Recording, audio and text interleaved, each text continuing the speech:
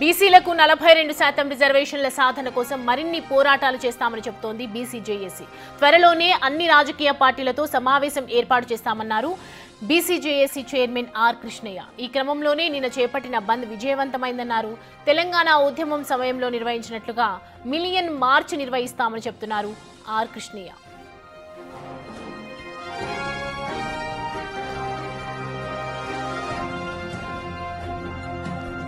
రిజర్వేషన్లకు కట్టుబడి ఉన్నామన్నారు తెలంగాణ మంత్రులు. రాష్ట్ర బీజేపీ నేతలు ఈ అంశంలో కేంద్రంపై ఒత్తిడి తీసుకురావాలని డిమాండ్ చేస్తున్నారు.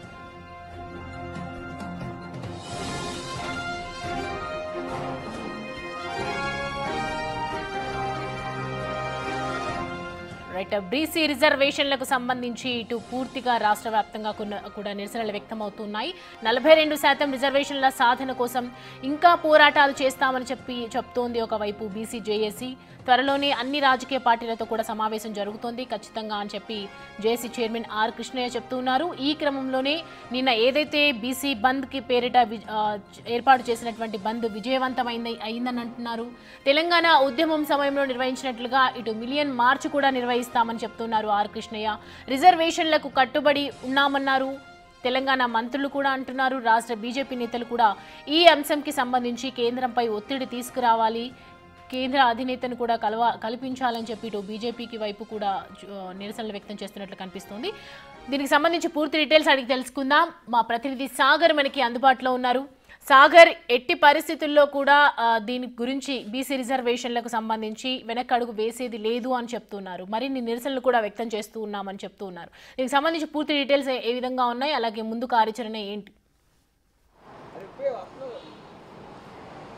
సౌమ్య, బీసీ రిజర్వేషన్ల సాధన కోసం నిన్న బీసీ జేఏసీ ఇచ్చిన పిలుపు మేరకు పెద్ద ఎత్తున బంద్ విజయవంతమైన పరిస్థితి. ఈ నేపథ్యంలో బీసీ జేఏసీ కూడా భవిష్యత్తులో కూడా మరిన్ని కార్యాచరణ రూపొందిస్తాం, పోరాటం రిజర్వేషన్ల సాధన, రిజర్వేషన్లు కల్పించే వరకు తమ పోరాటం కొనసాగుతుందని BC JAC chairman R Krishnaiah చెప్పిన పరిస్థితి. నిన్న బంద్లో అన్ని రాజకీయ పార్టీలు సంపూర్ణ మద్దతు ప్రకటించాయి.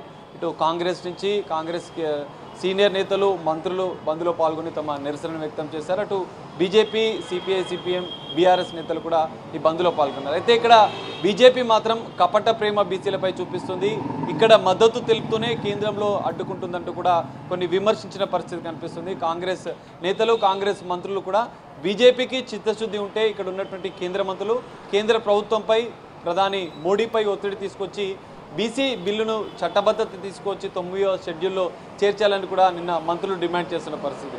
దీనిపైన ఒక ద్వంద్వ వైఖరి అయితే బీజేపీ అవలంబిస్తున్నట్లుగా కూడా కొన్ని ఆరోపణలు వస్తున్న పరిస్థితి కనిపిస్తుంది. నిన్న బీజేపీ బంద్కు మద్దతు ప్రకటిస్తూనే కాంగ్రెస్ ప్రభుత్వం పైన కొన్ని విమర్శలు చేసిన పరిస్థితి.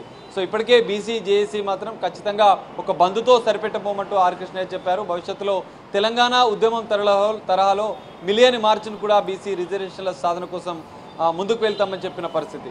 కాంగ్రెస్ ప్రభుత్వం కులగణన చేపట్టింది. బీసీలకు ఇచ్చిన మాట ప్రకారం స్థానిక సంస్థల ఎన్నికలను కూడా 23 నెలలుగా కూడా మేము రిజర్వేషన్ల కోసం పోరాటం చేస్తున్నామని చెప్పి కాంగ్రెస్ పార్టీ చెప్తుంది.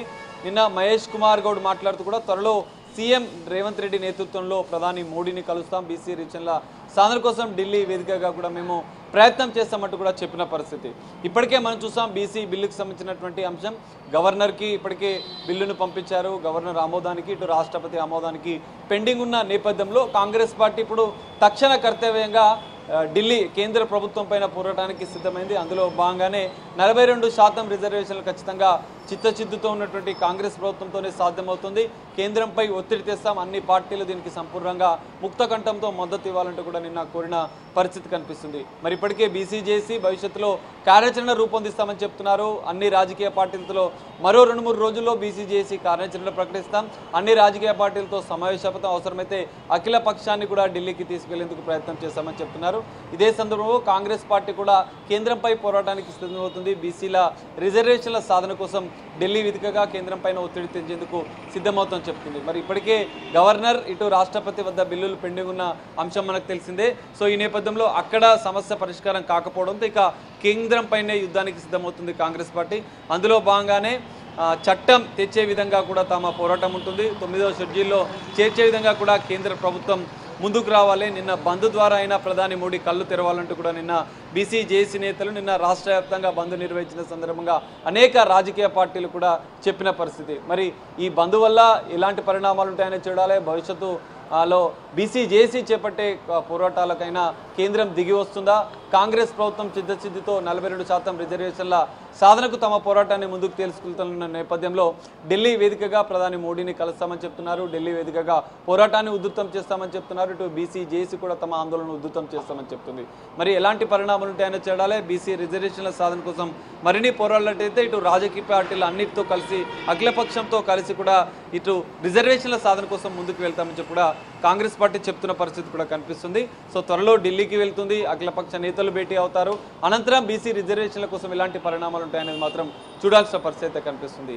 సౌమ్య సాగర్, ఒకవైపు నిన్న కూడా మీరు అన్నట్లుగా ఇటు కాంగ్రెస్ నేతలు అడుగుతూ ఉన్నారు బీజేపీకి సంబంధించి మోడీని కల్పించాలని చెప్పి, వాళ్ళు కూడా చిత్తశుద్ధి చూపించాలని చెప్పి, వాళ్ళు కూడా దీని గురించి రెస్పాండ్ అవ్వాలని చెప్తున్నారు. దీనికి సంబంధించి బీజేపీ నేతలు ఏమంటున్నారు? అంటే అధిష్టానం దగ్గరికి తీసుకెళ్లే అవకాశాలు ఏమైనా ఉన్నాయా?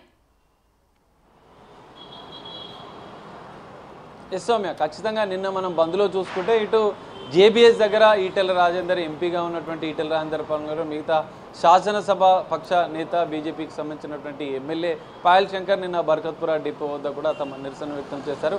మరికొంది బీజేపీ నాయకులు కూడా రాష్ట్ర వ్యాప్తంగా కూడా పాల్గొన్న పరిస్థితి. కానీ ఇక్కడ మద్దతు తెలుపుతున్నారు, కానీ కేంద్రం పైన మోడీ పైన ఒత్తిడి తేవడంలో బీజేపీ నేతలు విఫలమవుతున్నారు. ఇక్కడ మద్దతు తెలుపుతూనే కపట ప్రేమ బీజేపీపై చూపిస్తున్నారు.